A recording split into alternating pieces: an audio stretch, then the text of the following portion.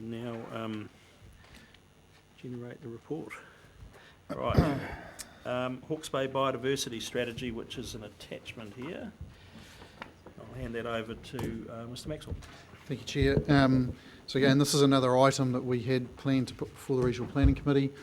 It brings to you the final strategy that has gone through quite extensive and ongoing conversations with our community and seeks council to endorse it. And I'll run you through the presentation shortly just to refresh memories, because it's been a while since we've talked about it. But just to reinforce that what we're seeking is endorsement by the council, because it's not a council document, it's not a council strategy, it is a community strategy. But the council has facilitated and led the discussion and retains a leadership role in the ongoing delivery and implementation of the strategy beyond this point. So there are some drivers to require us to have a strategy, legislative requirements and policy drivers. There has been conversations with our community starting in 2011 where the land and water management strategy was launched, and there was a sort of a separate discussion around biodiversity, and the clear message from the community was just get on and do it. Get a strategy written and start doing more in the biodiversity space. And as a result of that, the work has been conducted, and funding has gone through into, into the long-term plan for 2012 and is in the current long-term plan for implementation. So there's been a number of groups involved. We've had a core working group, which has largely been the specialists, so hand-picked people who know biodiversity intimately and have contributed to the working up of the document, which has then gone through into a steering group, which has had a broader representation for them to kick the tyres and challenge it and make sure that it's right for the region. And that process has been ongoing. There's been a number of parties involved in the steering group. We've tried to make it inclusive rather than exclusive. We had a minor hiccup towards the end of the process when we'd failed to recognise that Federated Farmers is represented across Hawke's Bay and Wairau, and we caught that at the end and successfully managed to integrate the Wairau Federated Farmer perspective into the document. So in essence, the document and the process is about raising the bar for biodiversity, giving it more profile and relevance. The main thrust of the conversation coming right from the 2011 Land and Water Management Strategy discussion was that actually the region does a lot with biodiversity now already, but it needs to be more coordinated and better aligned across the agencies who are involved in it. So good examples are that the Regional Council, Department of Conservation and TB3 New Zealand or Osprey do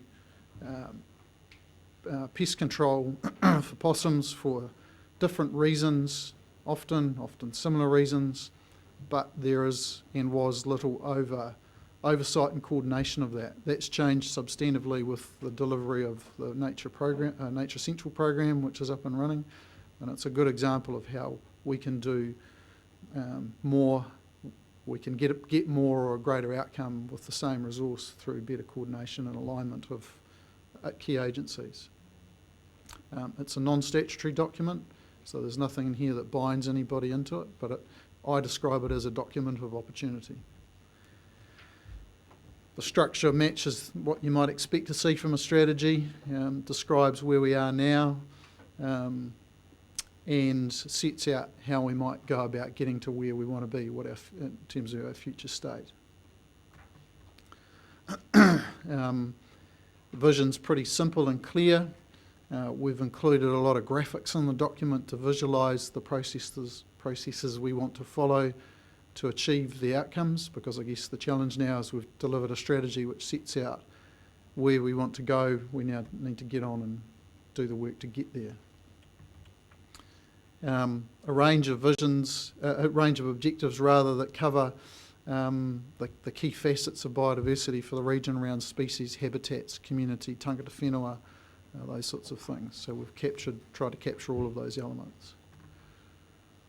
And this diagram, which is in the document you've got, is probably the key or the central point to it all, just describing how we want to engage or continue to engage with our community around things like the Biodiversity Accord, which in essence is a public signing up of all the key agencies, groups or individuals to say we agree with the strategy and where it's going, and we're prepared to commit to working with each, working together to achieve those, to delivering an implementation plan. What are the key bits we need to do in more detail, and when do we need to do them?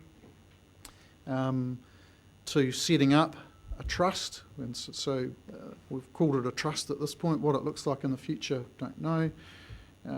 But in essence, it's a vehicle to capture the strategy and say this is what the community wants from biodiversity, to go to not existing programs. We don't want to compete with those programs that are already in action and making good gains. We're looking bigger picture at large philanthropic type trusts to say, come and leave your mark in Hawke's Bay around biodiversity, and do that knowing that you are putting your money in a vehicle that has good governance and a structure and a process to manage it to achieve the outcomes, and we've put the outcomes in a strategy for you to see. So we try to set up an environment that will encourage and attract large amounts of money into the region for biodiversity related work. And then finally but not least is the formation of a forum or a place for people who have an interest in biodiversity to meet regularly and talk about all things biodiversity and check in against the biodiversity strategy and the monitoring work to say, are we getting better or not? And if not, what do we need to change? Now, built into all of that is Council's role has been to, I'm not sure it's on the next slide, it is on the next slide, is to sign up to the Accord at the highest level. B, we're going to maintain the core working group and the steering group for a short period just to run through the implementation steps. And then Council is committed through the long-term plan funding for a biodiversity coordinator part-time role, and we're talking to the Department of Conservation how we can best leverage that funding with their resources to get the right person into that role to assist with things like the implementation planning and then delivery of it, the establishment and running of the trust, those sorts of things. So I think that's me. Thank you. Any questions following that, Councillor Dick?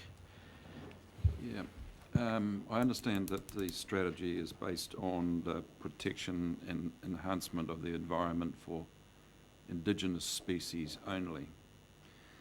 But I recall during our long-term plan hearings, the fellow from Guthrie Smith made the point that a certain native bird species thrives on the fruit or whatever from an introduced tree. So how purist are you going to be in your approach to this thing? Or is there scope for some realism? A very good question, and from my perspective, there is a great deal of pragmatism envisaged in this document. It has focused on native species and habitats, because I guess the drivers have been there for that as the starting point, that we want to improve our native species and habitats. Notwithstanding that, a really good example you've used, that birds that feed on nectar may rely on the flowers of a non-native species for times of the year to sustain those populations. That's fine, because that's about sustaining the native species. And so they're not mutually exclusive to say, if there's value in having an introduced species to provide benefit for, or provide habitat for native species, that's something that should and would be part of the discussion and part of the mix. But it's also saying if you have a native species collection, so you've got a block of remnant podocarp forest in the lowlands, you would protect that to your best endeavours to prevent introduced species getting in there. So it's kind of a horses for courses thing. But the core working group and the steering group have openly talked about the native, non-native interactions, and there's my sense is there's not a purist view there to drive in native only at all costs. It's a very much a pragmatic conversation. Pleased to hear that. Thank you. Councillor Hewitt. I really enjoyed going along and being part of the presentations at the end of last year, I think it was. Is this the same document that was circulated then, or have there been some changes to it? There's been some modifications in the key bits that have been changed as a result of the input from the Federated Farmers Group in Wairoa is the section around farms and farming. So that's on page 22 of your attachment.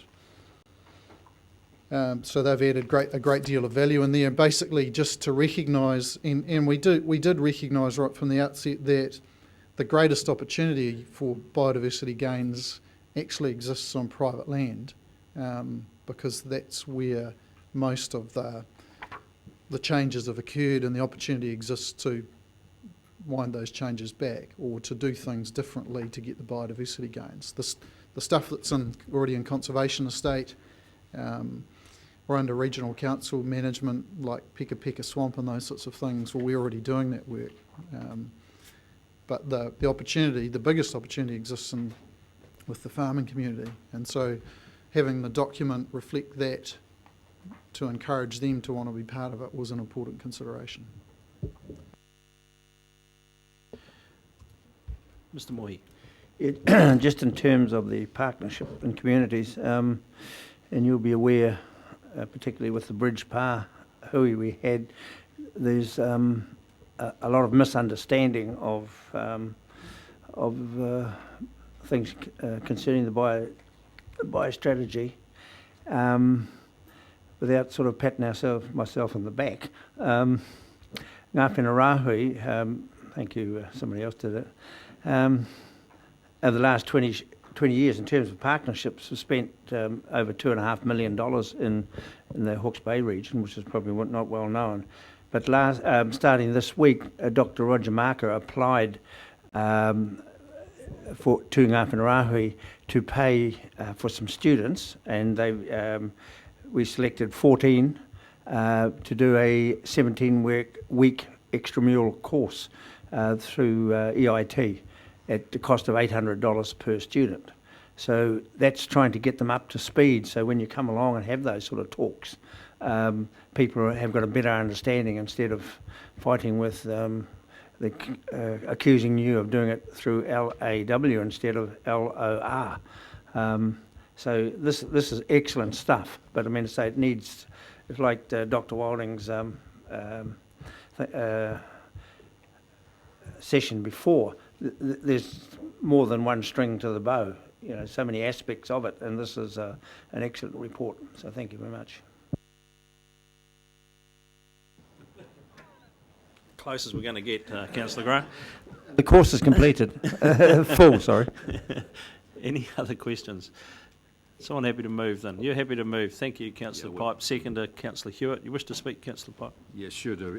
Councillor Belford and myself were involved on the steering group, and I just have to say that when I was put on this steering group, I didn't know a lot. I knew a little bit about biodiversity within Hawke's Bay, but I've learnt a tremendous amount from actually working with a whole diverse range of individuals and groups throughout Hawke's Bay, and what I've learned is the passion that many of these groups have. So I want to acknowledge that passion that they have, and the fact that they've come together, and there's been some pretty robust discussion in getting to this document, including, of course, the robust discussion that we had in Wairoa, where we were challenged there, quite severely.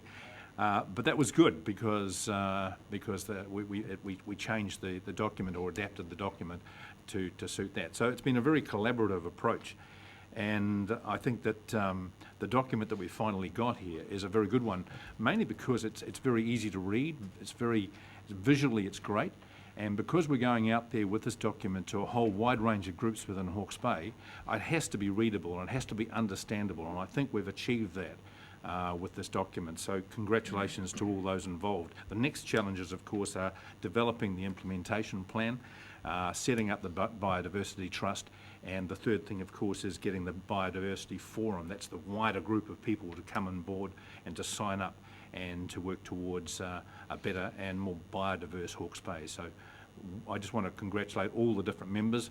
Regional Council is only one small member. We've been a facilitator, but we are not the ones that are driving this. This is, as you said, a non-statutory document, and it's one that is just to bring everybody together for the common good of Hawke's Bay. Seconder, Councillor Hewitt. Not necessarily needing to repeat exactly everything that Councillor Pipe said, but I too would like to endorse the sentiments and congratulate all the parties involved. This is one of the projects that I'm really proud to say that yes, Regional Council has had a hand in, and all the parties, and our staff there, but all the parties that are contributing to it, I think are making the world a better place. So it's great to see. Of note, when we had a meeting in Central Hawke's Bay, we went and hosted it in Stephen Harris's woolshed, and many thanks to Steve for opening up his property, because at the end of the day he took those who were interested for a drive over his own operation and showed some of the results in real-time practice that he has achieved at his own cost. And a very big part of the success of journeys like this is when you take the environmental groups and you show them the best practices on farm, and you start to see that actually there are some great examples out there, and it can be very rewarding for all parties. So once again, congratulations, and especially to Councillor Pipe and Councillor Belford, who've committed to this as well. Thank you. Councillor Graham. It's clearly it's a great project, and I endorse the first two speakers. I just would like to add my weight to Councillor Dick's view, though. As you walk through Havelock North in the morning, there are literally tens of tui clustering in the flowering gums, which of course not indigenous, and to great consternation to Andy, his kiwis want to live in the pine forest. Not in his lovely native plantings. So we need to be very conscious that some of the introduced species have a huge role to play. Further speakers wish to sum up? No, I just think that in the discussion we had around the table, I think that what Councillor Rex was saying is quite true, and I think that was acknowledged actually in the debate. So, yeah, thank you. Okay, thank you. I'll put that motion, and all those in favour, please say aye. Contrary, no. Carried.